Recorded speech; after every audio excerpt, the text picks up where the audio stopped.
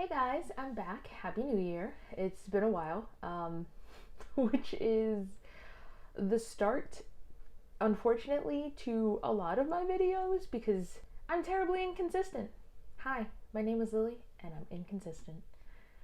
Anyway, so I just wanted to make an update for you all, tell you about my 2021. It was a long year, guys. It was a really long year, and I'm sure it was just as long for many of the rest of you in different ways, perhaps in similar ways. And then I was going to get into my plans for the channel, the plans that hopefully I stick to.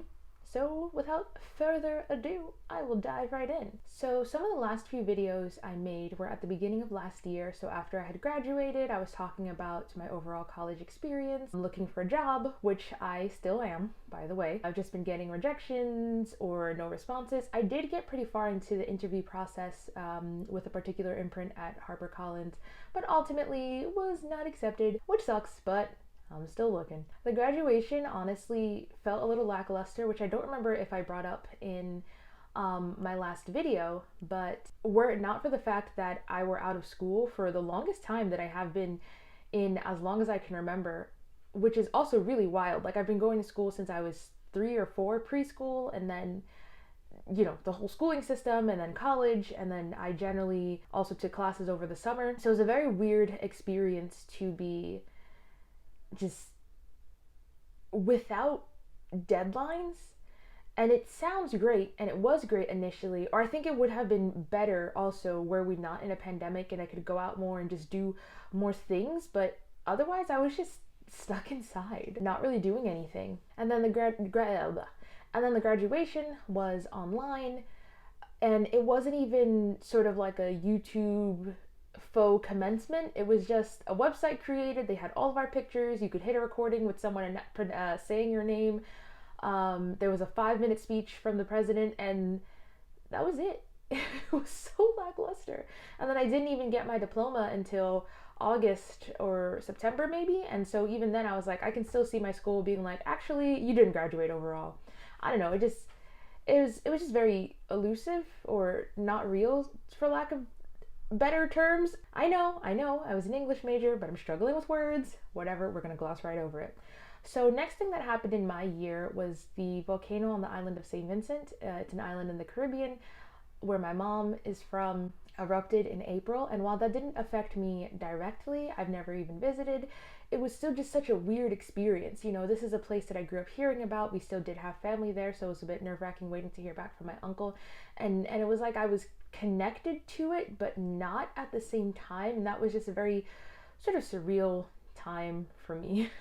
In May, I took up French lessons. I do believe I made a video talking about trying to learn a new language as a Braille reader, as a blind person. My professor was not the most helpful, so I decided to seek out private lessons once I graduated, and those are going pretty well. I also visited my godmother over the summer, and while I was there, one of my friends passed away, and that was another very surreal experience because she had been sick, and so I'd seen her sporadically, but even then, again, her being sick and then COVID, it still felt unreal for a while, because it was like, I can just see her when I go home, or I could, like, I knew intellectually, but it was weird processing. And then my godmother and I, we already had a trip planned to New Orleans, and so it felt a little weird a few days later to just go out and have fun.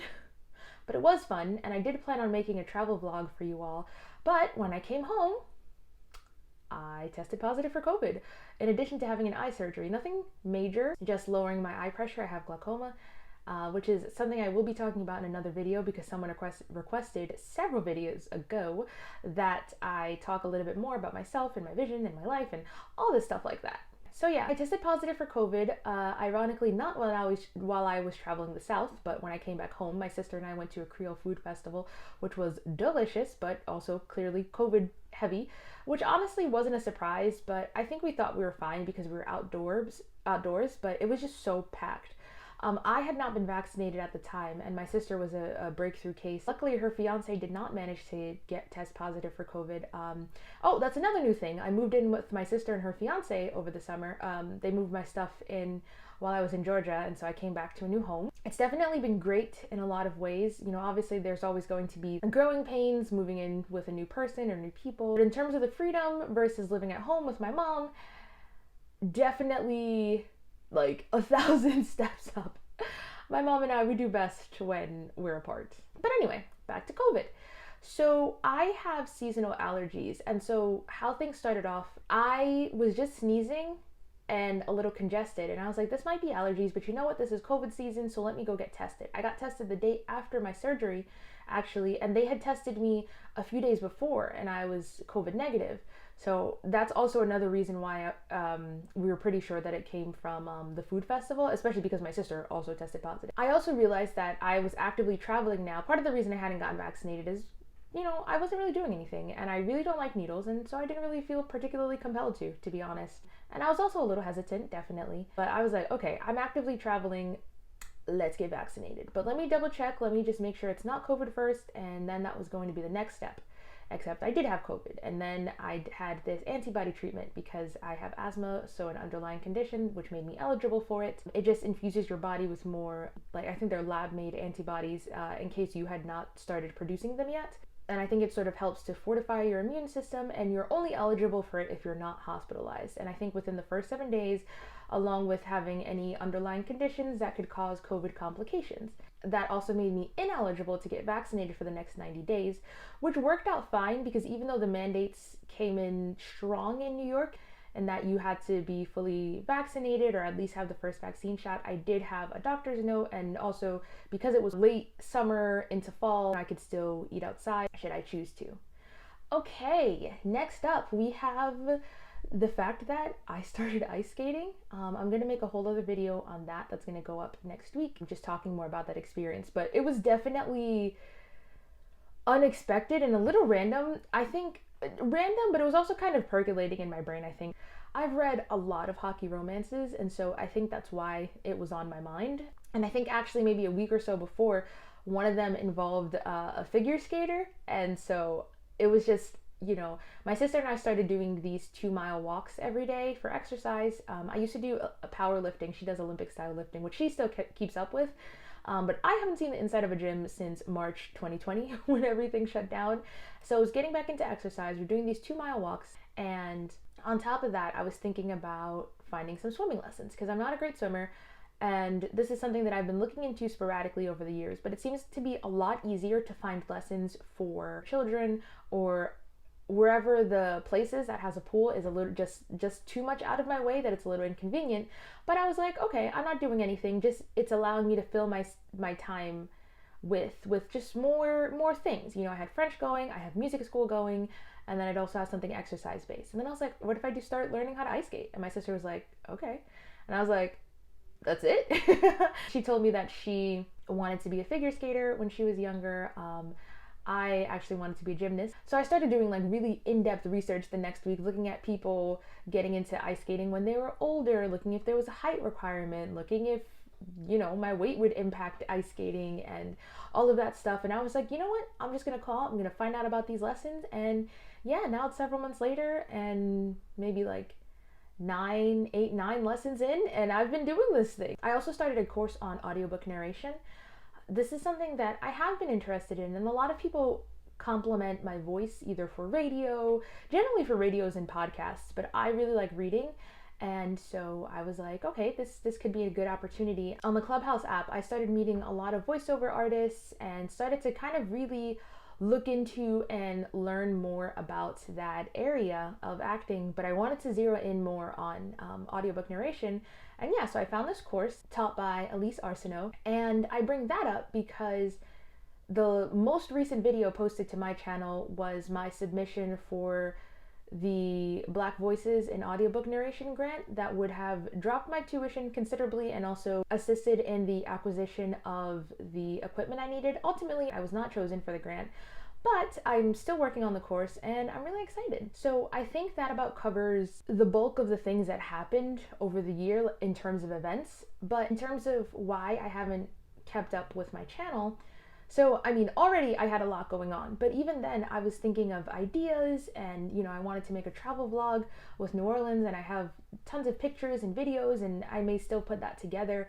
But when I came back, I had COVID, and while I was laying around and never felt super sick, I lost my taste and smell and was super congested and stuff like that.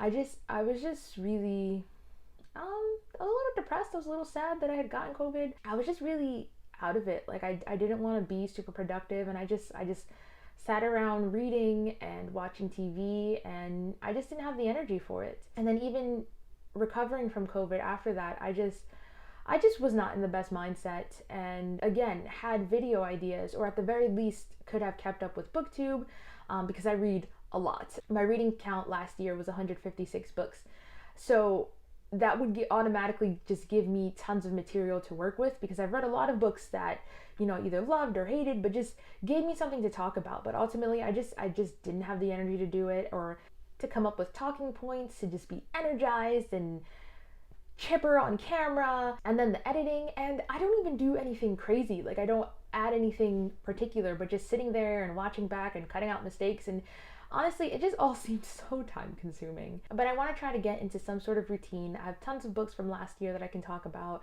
I'm sure I'll be reading tons of books this year. I'm already on book 5 for the year, so I should have a lot of material. And my goal is to upload weekly on Saturdays, sticking with that schedule at noon.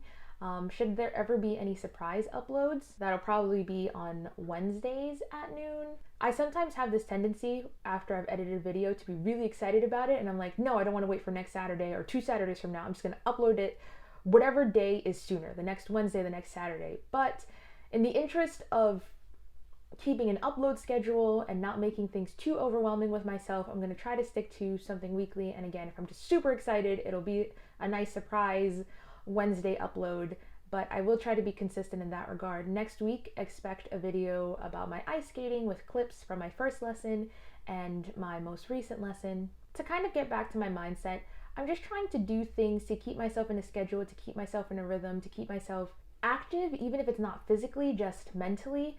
I am starting back with a new therapist this coming Monday. So I'm excited to see how that goes. And I do have tons of things that can occupy my time. You know, I started playing ukulele last summer. I haven't done all that much with it. I've only done 2 6-week classes at my music school, but I could be practicing that a little bit more. I could be playing the guitar. I could be working on the songs that I work on with my voice teacher. I could be practicing my French. By the way, if there's anyone out there who is a French speaker, whether they're learning or is native and wants a language partner, I'm here. Reach out to me. But yeah, there are all these things that I could be doing that I kind of work on but don't necessarily.